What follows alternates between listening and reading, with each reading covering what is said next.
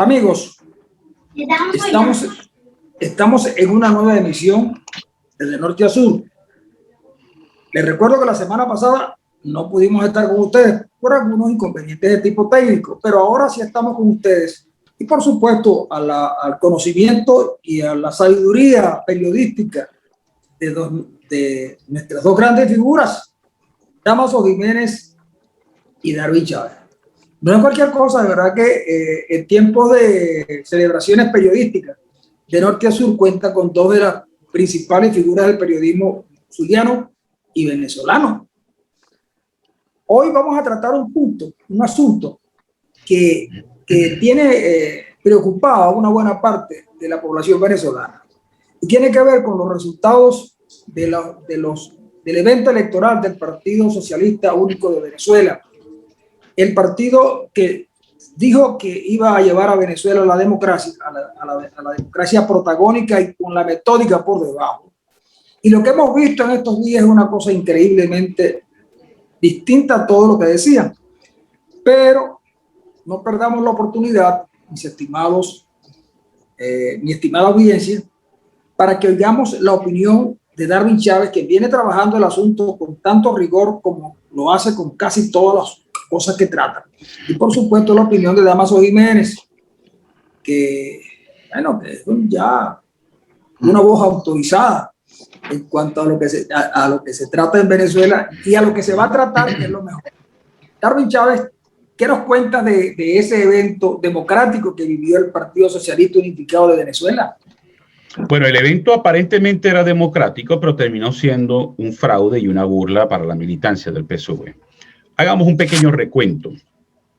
Cuando Maduro anuncia el proceso interno en dos etapas para elegir los candidatos a gobernadores y alcaldes, la intención era recuperar, remotivar y removilizar a la militancia.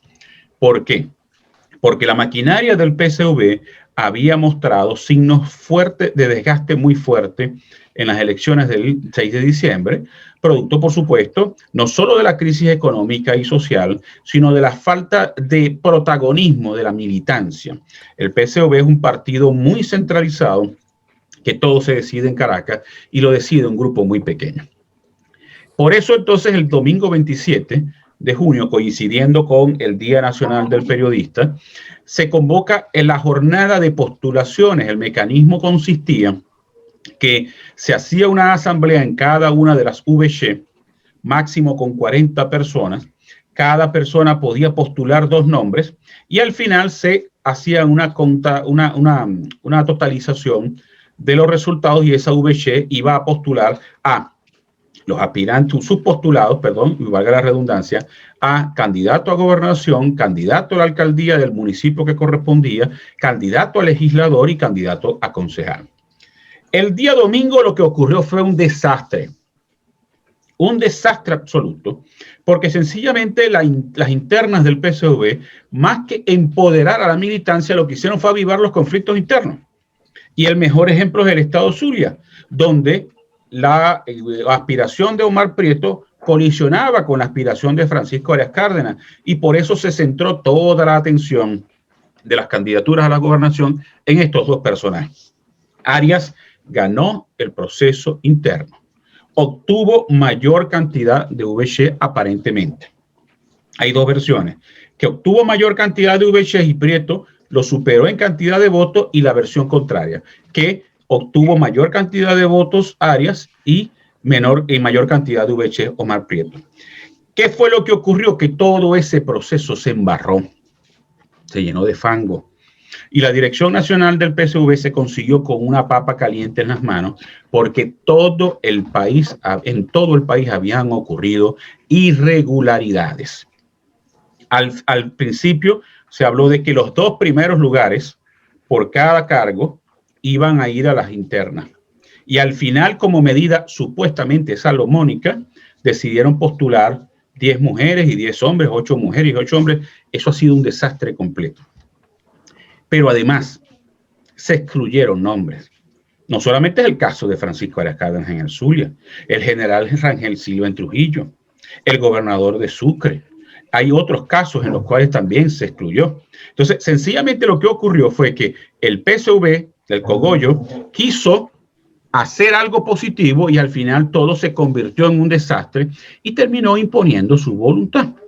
Fíjense cómo Francisco Arias Cárdenas, horas después que Diosdado Cabello anuncia los aspirantes finales a la gobernación de Zulia, Arias lo señaló directamente a él como ser el autor intelectual y material de su exclusión como candidato. Entonces, lo que ha hecho este proceso interno, en vez de empoderar, lo que ha hecho es generar mayores conflictos internos en el PSV. Y finalmente, la contienda en el Zulia se basa, a pesar de todos los nombres que están allí, muchos de los cuales son absolutamente desconocidos para la población, se va a centrar en Omar Prieto y en Luis Caldera. Porque ahora, a raíz de lo ocurrido, Francisco Arias Cárdenas y Giancarlo Di Martino, entre otros, decidieron respaldar a Luis Caldera. Esto lo que va a dejar son heridas más profundas en el PSV. ¿Por qué dejan a Prieto? Eso es parte de otro análisis que todavía está incompleto porque apenas han ocurrido pocas horas de la decisión. Correcto. Mira, bueno, ya, yo creo que ya Darwin ha explicado muy bien todo lo que ha sido el proceso electoral que se vivió el 27 de noviembre y que como conclusión solo nos queda o es prácticamente demostrable que el actual ente que lleva el chavismo no tiene conocimiento alguno ni ética ni de ningún tipo con respecto a lo que significa o debe prevalecer en la democracia. Realmente, pues, para nadie es un secreto lo que ocurre allí, nadie se sorprende porque son decisiones que termina tomando la dirección del partido. En este caso, pues, quien está imponiendo prácticamente a Omar Prieto es Diosdado Cabello y todo ese equipo de gente que vive de los negocios que se vienen realizando en el sur, entre eso pues el señor Pedro Carreño, etcétera, etcétera, ¿no? Entonces, bueno, ¿cuál es la situación en este momento? Bueno, hay quienes inclusive nos han señalado, de algunas personas que nos siguen en el programa, de estar muy poco informado con respecto a la situación que está viviendo Venezuela y realmente la poca fortaleza que tiene el chavismo en este momento para poder llegar a competir. Se ha desgastado bárbaramente y algunos señalan que todo depende de la situación que vayan a manejar y que están manejando en cuanto a las negociaciones. Ya para nadie es un secreto que esta misma semana hubo una reunión importantísima con algunos elementos de la oposición. Allí, claro y enfático, los Estados Unidos le han señalado que necesitan la unidad, que vayan juntos, que no pueden haber conflictos ni mezquindades ni intereses.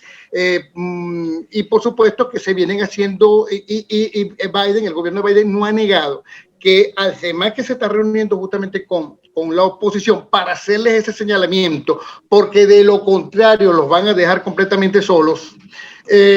También es cierto que ellos nunca han negado que ellos llevan conversaciones con el gobierno de Maduro para ver qué posibilidades hay para no solamente unas regionales, sino ver cómo se puede determinar un cambio en el país o ver si se puede llevar a cabo unas elecciones libres para por lo menos en diciembre del 2022. En diciembre del 2022. Así que todo eso, por lo menos ya han soltado la tarjeta, la manita. Fíjate que Acción Democrática todavía no tiene tarjeta. Hay una tarjeta por ahí que se llama Adelante, con la que ellos prácticamente pues están dispuestos a salir.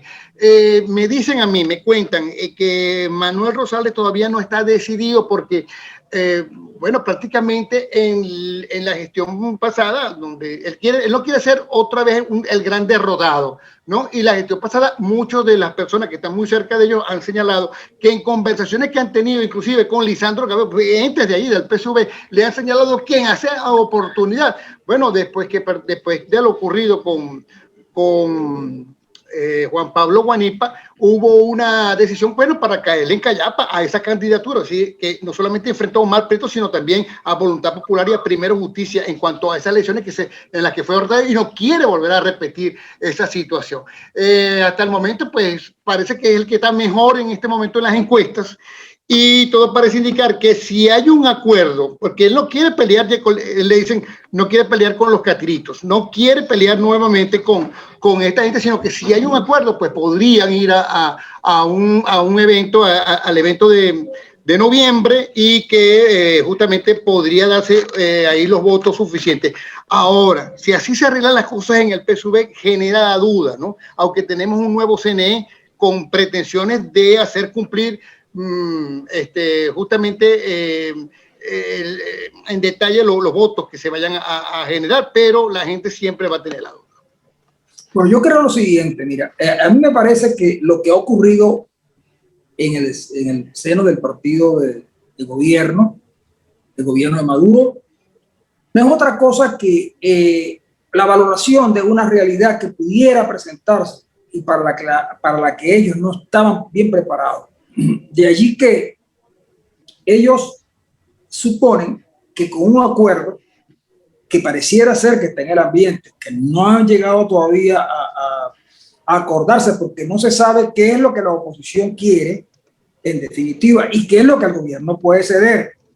Entonces ellos necesitan que si ocurriera lo que todos temen, que es la derrota electoral en las urnas, ellos necesitan que quienes queden en los cargos de poder para poder enfrentar como oposición a la actual oposición es precisamente gente de confianza.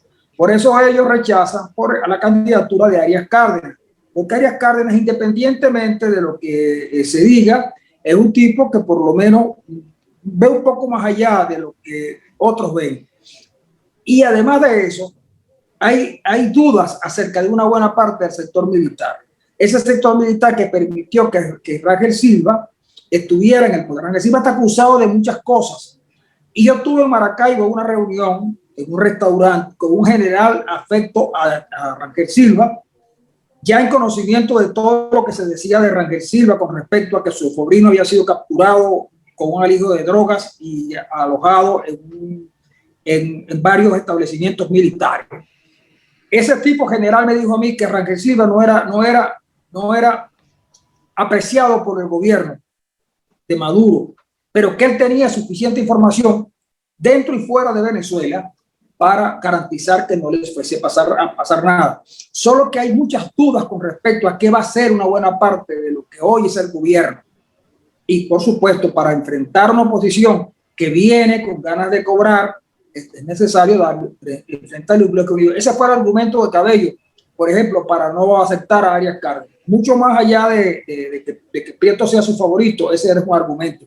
Igual argumento con Rangel Silva, e igual argumento que se puede estar utilizando con este caballero de Carabobo.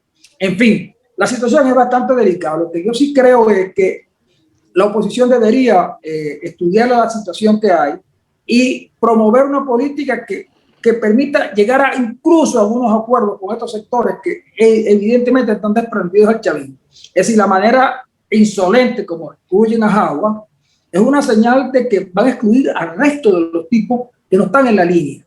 Y por otro lado, muchos dicen de la ruptura Maduro-Cabello, pero yo soy de los que creen que en este momento hay un acuerdo Cabello-Maduro porque ambos tienen elementos para dañarse mutuamente y solo podrían caminar a futuro si van juntos, independientemente de las divisiones que tienen.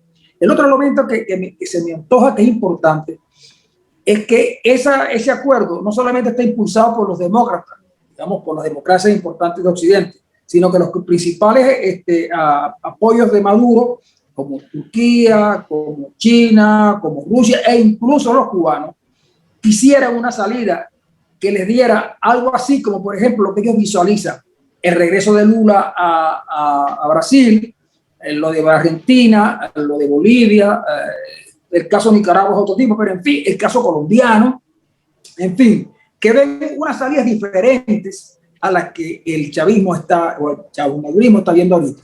Y allí pues que esta disputa, saldada por los momentos, no está resuelta, a mi manera de ver.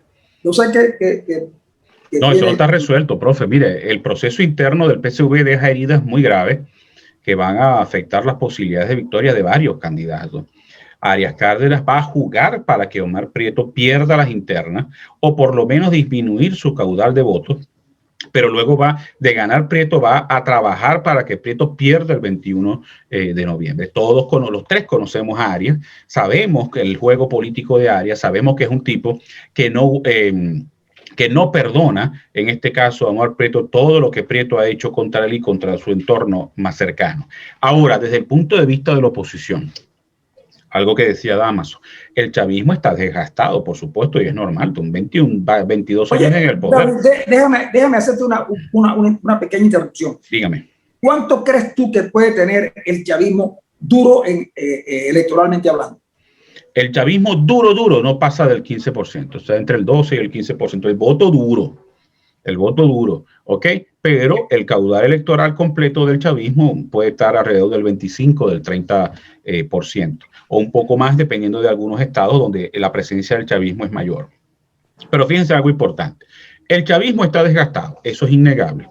Son 22 años del poder, una crisis dantesca que afecta a los venezolanos, sobre todo en el estado Zulia. Pero ese desgaste solo será posible capitalizarlo en la medida que haya unidad en la oposición. Y esa unidad se está trabajando. Damaso habló de una reunión. En esa reunión, no sé si era la que yo voy a referir, hubo esta semana una reunión entre Un Nuevo Tiempo, AD y Primero Justicia para unirse en la tarjeta de la manito.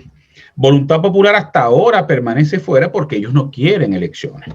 Voluntad Popular lo que quiere es seguir con esta guachafa del gobierno interino, porque eso es una teta financiera muy sabrosa que les ha permitido a algunos del cogollo de Voluntad Popular, por supuesto, amasar grandes fortunas.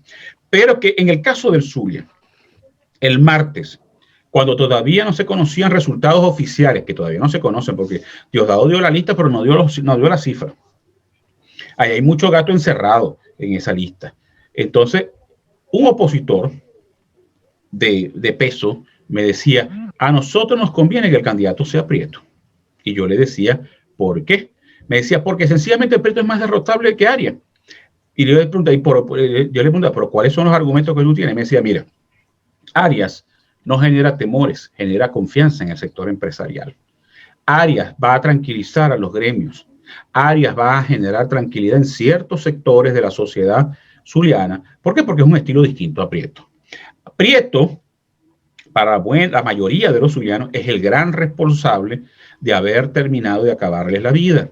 Lo acusan de ser el responsable de los apagones, lo acusan de ser responsable del problema del agua, lo acusan del problema de la escasez de combustible y de cualquier cosa que ocurra en el estado Zulia. Entonces, es más fácil derrotar a Prieto por sus debilidades, por el alto rechazo que tiene, pero además por los enemigos internos dentro del PSUV que van a buscar acabarlo a él. Entonces, hay que esperar que exista unidad. En torno a las negociaciones ya se están dando condiciones. Maduro anunció el domingo pasado, el 27 casualmente, que se eliminaba la figura de los protectores. Esa es una de las condiciones electorales que exigía la oposición. Pero luego el Consejo Nacional Electoral, como mencionó Damaso, reactiva la tarjeta de la unidad, la tarjeta de la manito, que recordemos fue el gran instrumento que permitió elaborar, diseñar y ejecutar una campaña paraguas que permitió la victoria avasallante de diciembre del 2015. Esos son pasos interesantes. ¿Que todavía falta? Por supuesto que falta. Pero todo va a ocurrir, debería ocurrir en las negociaciones para facilitar que la oposición, pero no solamente los partidos, el ciudadano tenga confianza en el voto y acuda a votar de forma masiva. Sí, bueno, yo voy a hacer un comentario breve entonces. Hay que recordar que, así como está diciendo Darwin, que posiblemente el chavismo tenga alrededor del 15% del voto duro, ¿no? Ese voto duro, esa primaria o ese parapeto que se vivió el 27 de junio, yo creo que va a restar un poco. Porque mucha gente quedó completamente decepcionada. A esto también hay que decir que una cosa es el capital que en este momento tenga el chavismo y otra cosa es la política, el manejo de la política de la cúpula de Maduro. Maduro juega política de forma muy dura. Claro que hay unas negociaciones. Fíjense que, por ejemplo, Biden también ha señalado que si no hay una unidad dentro de la oposición, inclusive ellos no van a mantener esa embajada que tienen o esa, digamos, esa fachada de embajada que se tiene aquí en los Estados Unidos, que maneja, por supuesto, el interinato. Porque van a tener que aclarar un poco las cosas, porque ¿qué es eso de que todavía sigan jugando algunos partidos en contra, les jueguen para atrás a algunos candidatos de la oposición? Eso es lo que está haciendo Voluntad Popular y muchas veces Primero Justicia. Entonces, bueno, está el tema de la manito. Bueno, Maduro jugó con le permitió pues sacar la manito, pero en la manito va a estar también, o le da puente, o le da entrada, como el Arca de Noé, a los animalitos del Arca de Noé, pero en este caso de la mesita también va a estar allí. Entonces, allí van a estar una gran cantidad de entes que no concuerdan, pero que todos son llamados como una gran amalgama, la oposición. Y por el otro lado, pues está todavía el temita de, bueno, voy a quitarle el protectorado, pero estas son las regionales, y entonces las regionales todavía con la otra mano, Maduro sigue insistiendo con el tema de las comunas y del sistema comunal para tratar de seguir avanzando en su plan totalitario. Entonces, bueno, vamos a ver qué va a pasar. Si de aquí pasa algo, por ejemplo, nos lleva a un revocatorio, bueno, bienvenido sea, ¿no? De todas maneras, si Maduro llegara a salir, el chavismo no va a desaparecer, porque quedan figuras como Jorge Rodríguez, que prácticamente ya ha sido designado como el sustituto, pase lo que pase, no solamente de Maduro, sino también de Cabello, que van a tener que pasar pues, a otras esferas. Amigos, en Venezuela, el guión de este teledrama no está concluido. La oposición tendrá obligatoriamente que validar con el diablo para buscar los acuerdos necesarios que le permitan ser una opción frente al gobierno. El gobierno la tiene clara. Necesita mantenerse como referencia política después de la posibilidad real de abandonar el gobierno. Experiencia ya hay, la experiencia de Bolivia y la experiencia de Nicaragua. Yo por mi parte creo que más allá de las divergencias que en el Partido Socialista Unificado de Venezuela haya, lo más importante para que podamos salir de esta desgracia que acompaña a los venezolanos es justamente que haya conciencia de que si no hay una unidad verdadera, no hay ninguna otra salida. Yo pienso que con esto, si no hay otro tema que agregar, nos vamos a marchar porque se nos acaba también el tiempo. Les agradezco a la audiencia por haber estado con nosotros, que nos siguen semana a semana, y por supuesto a Damaso Jiménez, a Darwin Chávez. Bueno, muchísimas gracias. Amigos. Chao. Que estén bien. Hasta luego.